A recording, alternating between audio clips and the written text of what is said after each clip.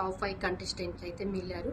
ఇంకా డీమాన్ పవన్ విషయానికి వస్తే నాకు బాగా అనిపిస్తుంది. నిన్న కూడా అంతే, నేను టాప్ 5లోకి వచ్చాను, నాకు ఓట్లు వేసిన వాళ్ళందరికీ థ్యాంక్ యూ అని భలే కామెడీ చేస్తాడు కదా. అన్నిటి కొన్ని ఎట్లా అంటే పాజిటివ్గా తీసుకుంటాడు. నాకు అదొకటి బాగా ఇష్టం అనిపిస్తుంది. ఒకటి అనుకుంటాడు మైండ్లో, సరే ఇది జరిగితే జరిగింది, లేకపోతే నెగిటివ్ అయినా కానీ మనం బాధపడొద్దు అన్నట్టు ఆ పాజిటివ్ వేలో థింక్ చేస్తాడు డీమాన్ పవన్ అయితే.